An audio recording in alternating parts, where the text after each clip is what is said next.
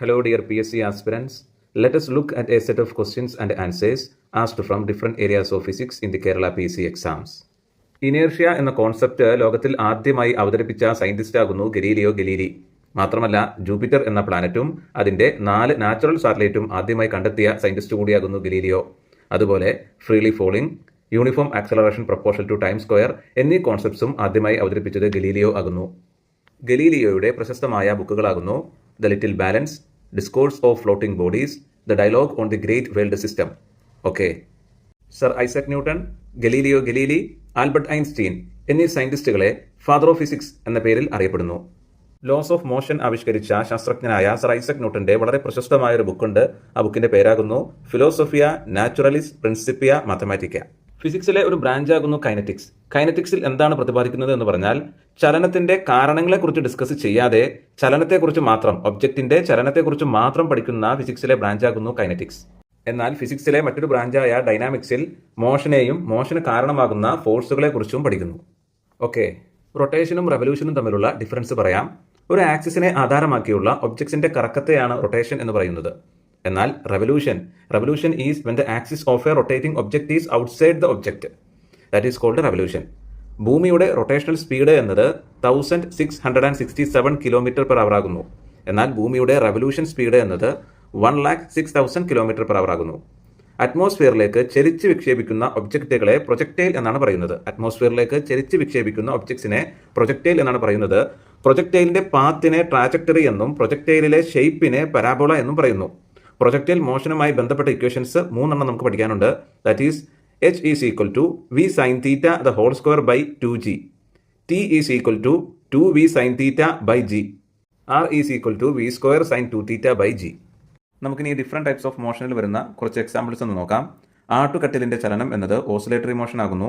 ക്ലോക്കിലെ സൂചിയുടെ അഗ്രഭാഗത്തെ ചലനം എന്നത് റെവല്യൂഷനും ജയന്റ് വീലിന്റെ മോഷൻ എന്നത് സർക്കുലർ മോഷനുമാകുന്നു. സൂയിങ് മെഷീനിലെ ചെറിയ വീലിന്റെ മോഷൻ എന്നത് റൊട്ടേഷണൽ മോഷൻ ആകുന്നു. Then next is the motion of wheel in the flour mill. അതിന്റെ ആൻസർ റൊട്ടേഷണൽ മോഷൻ ആണ് വരുന്നതെങ്കിലും സാധാരണയായിട്ട് ക്വസ്റ്റ്യൻ ചോദിക്കാറുള്ളത് if viewed from a point on the edge എന്നുള്ള രൂപത്തിലാണ്. അങ്ങനെ വരുമ്പോൾ the motion of wheel in the flour mill വരുന്നത് സർക്കുലർ മോഷൻ ആകുന്നു. അടുത്തത് നമുക്ക് പൽചക്രങ്ങൾ, ദാറ്റ് ഈസ് ഗിയേഴ്സ് എന്താണെന്ന് നോക്കാം. പൽചക്രങ്ങൾ അതായത് ഗിയർ ഉപയോഗിച്ചുകൊണ്ട് മോഷന്റെ ഡയറക്ഷനും സ്പീഡും ചേഞ്ച് ചെയ്യാൻ സാധിക്കുന്നു. ചെറിയ ഗിയർ ഉപയോഗിച്ച് വലിയ ഗിയർ കറക്കുമ്പോൾ ആ ഒരു മോഷന്റെ സ്പീഡ് കുറയുകയും എന്നാൽ വലിയ ഗിയർ ഉപയോഗിച്ചുകൊണ്ട് ചെറിയ ഗിയർ കറക്കുമ്പോൾ മോഷന്റെ സ്പീഡ് കൂടുകയുമാണ് ചെയ്യുന്നത്. അതായത് ഒന്നിടവിട്ട് വരുന്ന പൽചക്രങ്ങൾ ഒരേ ഡയറക്ഷനിലാണ് കറങ്ങുന്നത്. നമുക്കിനി അടുത്ത കോൺസെപ്റ്റിലേക്ക് പോകാം. നിരപ്പായ തറയിൽ ഉരുളുന്ന പന്തും മുകളിലേക്ക് എറിയപ്പെട്ട കല്ലും നെഗറ്റീവ് ആക്സലറേഷൻ ആകുന്നു. എന്നാൽ സ്റ്റേഷനിൽ നിന്നും ആരംഭിച്ച ട്രെയിനും താഴേക്ക് പതിക്കുന്ന പന്തും പോസിറ്റീവ് ആക്സലറേഷനിലാകുന്നു. ചീറ്റപ്പൊലിയുടെ ആക്സലറേഷൻ 10 m/s² ആകുന്നു. കപ്പലുകളുടെയും വിമാനങ്ങളുടെയും സ്പീഡ് അളക്കുന്ന യൂണിറ്റ് ആകുന്നു knot. 1 nautical mile is equal to 1.852 km ആകുന്നു. 1 നോട്ട് എന്നത് അവറിൽ ഒരു നോട്ടിക്കൽ മൈൽ എന്ന തോതിൽ മൂവ് ചെയ്യുന്ന സ്പീഡാകുന്നു. നമുക്ക് അടുത്തതായിട്ട് km/h m/s ആക്കുന്ന കൺവേർഷൻ ആണ്. km/h m/s ആക്കുവാൻ വേണ്ടിയിട്ട് 5/18 കൊണ്ട് മൾട്ടിപ്ലൈ ചെയ്താൽ മതി. എന്നാൽ m/s km/h ആക്കുവാനായിട്ട് 18/5 കൊണ്ട് മൾട്ടിപ്ലൈ ചെയ്യുക. നെക്സ്റ്റ്, മിറേഴ്സിൽ ഫോം ചെയ്യുന്ന ഇമേജസിന്റെ എണ്ണം കാണുവാനായിട്ട്, പ്രതിബിംബങ്ങളുടെ എണ്ണം കാണുവാനായിട്ട് ഉള്ള ഇക്വേഷൻ ആകുന്നു n ഈസ് ഈക്വൽ ടു 360/θ-1. അതുപോലെ ഫീൽഡ് ഓഫ് വ്യൂ ഏറ്റവും കൂടുതലുള്ള മിറർ ആകുന്നു convex mirror. Field of view ഏറ്റവും കൂടുതലുള്ള മിററിന്റെ പേരാകുന്നു കോൺവെക്സ് മിറർ. ഭൂകമ്പം, അഗ്നിപർവ്വത സ്ഫോടനങ്ങൾ എന്നിവ ഉണ്ടാകുമ്പോൾ ഉണ്ടാകുന്ന വേവ്സിനെ സീസ്മിക് വേവ്സ് എന്ന് പറയുന്നു. സീസ്മിക് വേവ്സിനെ 3 ക്ലാസിഫൈ ചെയ്യുന്നു. That are primary wave, secondary wave and surface wave. ഇതിൽ ഏറ്റവും കൂടുതൽ നാശനഷ്ടങ്ങൾ ഉണ്ടാക്കുന്ന വേവ് ആകുന്നു സർഫസ് വേവ്. സർഫസ് വേവിനെ 2 ക്ലാസിഫൈ ചെയ്യുന്നു. That are Rayleigh wave and love wave. ഭൂകമ്പ ശാസ്ത്രത്തിനെ സീസ്മോളജി എന്ന് പറയുന്നു. ഭൂകമ്പത്തിന്റെ ഇന്റൻസിറ്റി മെഷർ ചെയ്യുന്നതിനുള്ള ഡിവൈസ് ആകുന്നു സീസ്മോഗ്രാഫ്. സീസ്മോഗ്രാഫിൽ ഇതിന്റെ മെഷർമെന്റ് ഗ്രാഫിക്കൽ റെപ്രസെന്റേഷനിലാണ് ലഭിക്കുന്നത്. എന്നാൽ ഭൂകമ്പത്തിന്റെ ഇന്റൻസിറ്റി മനസ്സിലാക്കാൻ വേണ്ടിയിട്ട് നമ്മൾ ഉപയോഗിക്കുന്ന സ്കെയിൽ ഉണ്ട്. അതിന്റെ പേരാകുന്നു Richter scale. Richter scale use ചെയ്തുകൊണ്ട് എർത്ത് ഇന്റൻസിറ്റി നമുക്ക് നമ്പർ ഫോമിലാണ് ലഭിക്കുന്നത്. അപ്പോൾ ഭൂകമ്പത്തിന്റെ ആ ഒരു ഇന്റൻസിറ്റി മെഷർ ചെയ്യുന്നതിനുള്ള ഡിവൈസ് ആകുന്നു സീസ്മോഗ്രാഫ്. സീസ്മോഗ്രാഫ് എന്ന് പറയുമ്പോൾ ഒരു ഉപകരണമാകുന്നു. റിക്ടർ സ്കെയിൽ എന്ന് പറയുമ്പോൾ അത് മെഷർ ചെയ്യാനുള്ള ഒരു സ്കെയിൽ ആകുന്നു. ശബ്ദത്തിന്, അതായത് സൗണ്ടിന് ഏറ്റവും കൂടുതൽ സ്പീഡ് ലഭിക്കുന്ന മീഡിയം എന്നത് അലൂമിനിയം ആകുന്നു. സൗണ്ടിന് ഏറ്റവും കൂടുതൽ സ്പീഡുള്ള രണ്ടാമത്തെ മീഡിയം ആകുന്നു ഗ്രാനൈറ്റ്.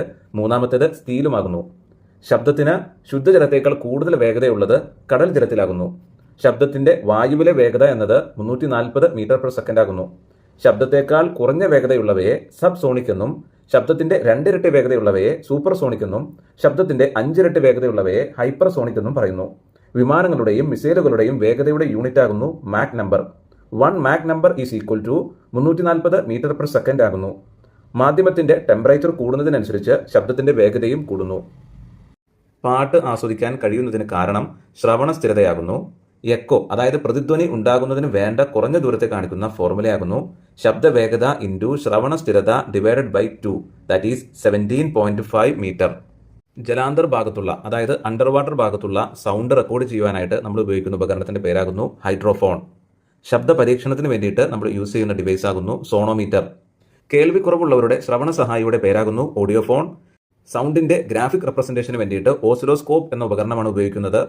കടലിനടിയിലെ വസ്തുക്കളിലേക്കുള്ള ഡിസ്റ്റൻസ് കാണുവാനായിട്ട് നമ്മൾ ഉപയോഗിക്കുന്ന ഡിവൈസ് ആകുന്നു സോണാർ. ശബ്ദത്തെ ഇലക്ട്രിക് സിഗ്നലാക്കി മാറ്റുന്ന ഡിവൈസ് ആകുന്നു മൈക്രോഫോൺ. റെക്കോർഡ് ചെയ്ത ശബ്ദം വീണ്ടും പുനഃപ്രേഷണം ചെയ്യുന്ന ഉപകരണമാകുന്നു ഫോണോഗ്രാഫ്. ഇന്ന് ഉപയോഗിക്കുന്ന റെക്കോർഡിംഗ് അതുപോലെ ഓഡിയോ പ്ലെയർ എന്നിവയുടെ ആദിമ രൂപമാകുന്നു ഫോണോഗ്രാഫ്. ദെൻ നമുക്കിനി ബ്ലൂ ഷിഫ്റ്റ് എന്താണെന്ന് പഠിക്കാനുണ്ട്. ഡോപ്ലർ എഫക്റ്റിൽ വരുന്ന 2 കേസസ് ആകുന്നു ബ്ലൂ ഷിഫ്റ്റും റെഡ് ഷിഫ്റ്റും.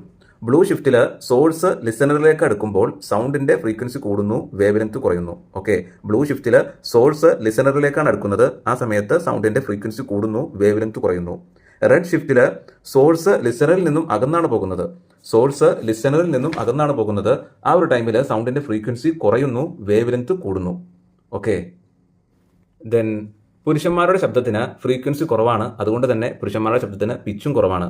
സ്ത്രീകളുടെ സൗണ്ടിന്റെ കേസ് എടുക്കുമ്പോൾ അവർക്ക് ഫ്രീക്വൻസി കൂടുതലാണ്, അതുകൊണ്ട് തന്നെ അവരിലെ പിച്ചും കൂടുതലാണ്. ഓക്കെ, അടുത്ത് നമുക്ക് പഠിക്കാനുള്ളത് സാധാരണ സംഭാഷണത്തിന്റെ ഡെസിബൽ ഉണ്ട്. സാധാരണ സംഭാഷണത്തിന്റെ ഡെസിബൽ എന്നത് 40 ഡെസിബൽ ടു 60 ഡെസിബൽ വരെ ആകുന്നു. അതുപോലെ ചെവിക്ക് വേദന ഉണ്ടാകുന്ന ഡെസിബൽ എന്നത് 120 ഡെസിബലിൽ കൂടുതലുള്ള ശബ്ദം ചെവിക്ക് വേദന ഉണ്ടാക്കുന്നു. ഓക്കെ, 120 ഡെസിബലിൽ കൂടുതലുള്ള ശബ്ദമാണ് ചെവിക്ക് വേദന ഉണ്ടാക്കുന്നത്. മനുഷ്യന്റെ ഓഡിയബിൾ റേഞ്ച് എന്നത് മനുഷ്യരുടെ ഓഡിയബിൾ റേഞ്ച് എന്നത് 20 ഹെഡ്സിൽ നിന്നും 20 കിലോ ഹെഡ്സ് വരെ ആകുന്നു. 20 ഹെഡ്സ് ടു 20 കിലോ ഹെഡ്സ് വരെയാണ് മനുഷ്യന്റെ ഓഡിയബിൾ റേഞ്ച് എന്നത്. അടുത്ത് നമുക്ക് പഠിക്കാനുള്ളത് ഇൻഫ്രാസോണിക് സൗണ്ട്. ഇൻഫ്രാസോണിക് സൗണ്ട് കൊണ്ട് ഉദ്ദേശിക്കുന്നത് 20 ഹെഡ്സ് അതായത് 20 ഹെഡ്സിൽ കുറവുള്ള ശബ്ദങ്ങളെയാണ് ഇൻഫ്രാസോണിക് സൗണ്ട് എന്ന് പറയുന്നത്. 20 ഹെഡ്സിൽ കുറവുള്ള സൗണ്ട്സിനെയാണ് ഇൻഫ്രാസോണിക് സൗണ്ട് എന്ന് പറയുന്നത്. ആന, തിമിംഗലം, ഭൂകമ്പം, അഗ്നിപർവ്വത സ്ഫോടനങ്ങൾ ഇവയെല്ലാം തന്നെ 20 ഹെഡ്സിൽ കുറവാണ്. അതുപോലെ അൾട്രാസോണിക് സൗണ്ട് എന്നത് 20 കിലോ ഹെഡ്സിൽ കൂടുതൽ ഫ്രീക്വൻസി വരുന്ന സൗണ്ട് ആകുന്നു അൾട്രാസോണിക് സൗണ്ട്.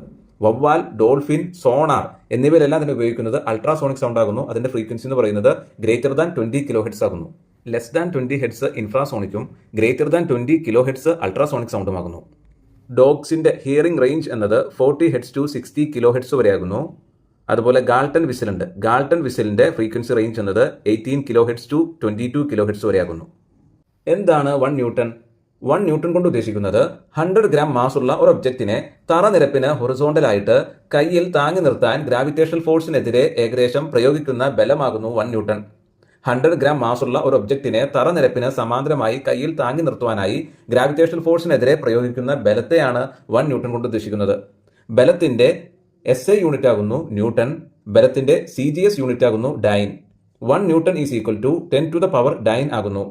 അതുപോലെ തൈര് കടയുമ്പോൾ വെണ്ണ ലഭിക്കാൻ കാരണമാകുന്ന ബലമാകുന്നു സെൻട്രിഫ്യൂഗൽ ഫോഴ്സ്. ദെൻ നമുക്ക് 2 കേസ് കൂടി പഠിക്കാനുണ്ട്. ഗ്ലാസ് റോഡും സിൽക്കും തമ്മിൽ റബ്ബ് ചെയ്യുമ്പോൾ ഗ്ലാസ് റോഡിന് പോസിറ്റീവ് ചാർജും സിൽക്കിന് നെഗറ്റീവ് ചാർജുമാണ് കിട്ടുന്നത്.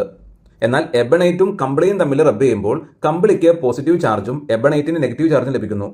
റബ്ബർ റോഡും കമ്പിളിയും തമ്മിൽ റബ്ബ് ചെയ്യുമ്പോൾ കമ്പിളി അതായത് വൂളിന് പോസിറ്റീവ് ചാർജും റബ്ബറിന് നെഗറ്റീവ് ചാർജും ലഭിക്കുന്നു. കപ്പാസിറ്റൻസിന്റെ യൂണിറ്റ് ആകുന്നു farad. 1 farad is equal to 10⁻⁶ micro farad ആകുന്നു. അതുപോലെ 1 farad is equal to 10⁻12 pico ഫാരഡും ആകുന്നു.